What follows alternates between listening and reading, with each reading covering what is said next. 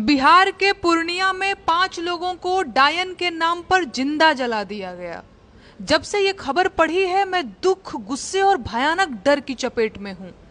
10-15 साल पहले जब मैं नंदन और चंपक जैसी बच्चों की किताबें पढ़ती थी तो उसमें ढोंगी बाबाओं और अंधविश्वास के खिलाफ कहानियां पढ़ती थी। लेकिन लग रहा है जैसे देश का विकास यू टर्न ले चुका है और हम आदिम व्यवस्था की ओर लौट रहे हैं। बिहार में गोलियां चलते चलते तलवारें चलने लगी हैं और अब डायन बोलकर लोगों को जिंदा जलाया जा रहा है। अरे अगर ये विकास है तो विनाश किसे कहेंगे मोदी जी?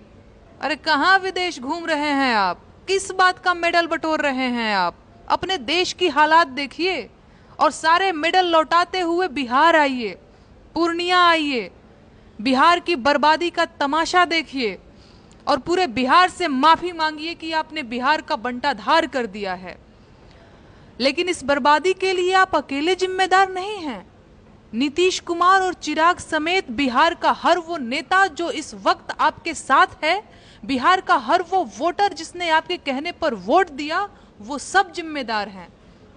हालांकि मैं जानती हूं कि आप बिहार के लोगों से माफी नहीं मांगेंगे, सिर्फ वोट मांगेंगे, फिर से अच्छे भविष्य का वादा करेंगे, फिर से स्कूल, कॉलेज और अस्पताल वाले झूठ बोलेंगे, रोने का नाटक भी कर सकते हैं। लेकिन इस बात की गारंटी है कि आप बिहार के लोगों का भला नहीं करेंगे, क्योंकि बिहार के लोगों का भला होगा तो गुजरात को सस्ते मजदूर कैसे मिलेंगे? सब समझती हूं और अब ये साजिश पूरा बिहार समझ रहा है। खैर, हालांकि मरने वाले 5 लोग आदिवासी समाज से थे और आप नीतीश कुमार और चुनाव आयोग के साथ मिलकर आदिवासी समाज को मतदान से बेदखल करने की जुगाड़ भिड़ा रहे हैं। ऐसे में आप लोग अगर सफल हो गए तब तो ठीक है, लेकिन अगर आदिवासी समाज ने इस चुनाव में वोट दिया तो रिस्क है। आप मानिए चाहे न मानिए, आप लोगों की सरकार इस घटना के लिए सीधे सीधे जिम्मेदार है। आपने पर्ची देखकर भविष्य बताने वाले ढोंगी बाबा को अपना छोटा भाई बताया। ऐसा आदमी जो अपने आश्रम की दुर्घटना की भविष्यवाणी नहीं कर पाया, उसे आप संरक्षण देते हैं। तो देश में अंधविश्वास का बाजार तो आगे बढ़ना तय है। ऑनलाइन जुआ आपकी सरकार में खेला जाएगा तो भविष्य बताने वाले फर्जी ऐप का बढ़ना भी तय है। जो पढ़े लिखे हैं वो एस्ट्रो वालों से टॉक कर रहे हैं, जो अनपढ़ हैं वो बागेश्वर से पर्ची निकलवा रहे हैं।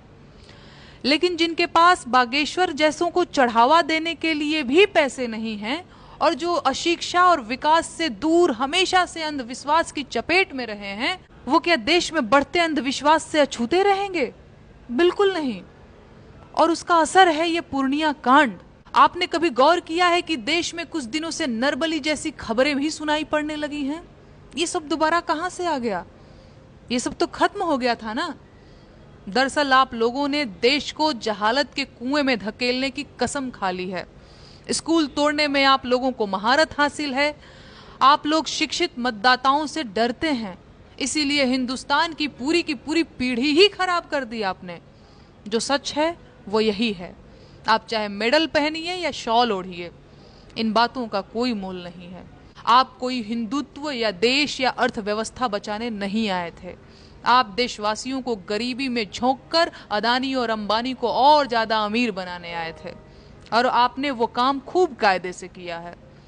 आपने देशवासियों को गाय और हिंदू मुसलमान के मुद्दों में उलझाकर उनको सड़क पर ला दिया है और अब दुनिया में टहल टहल कर मेडल बटोर रहे हैं।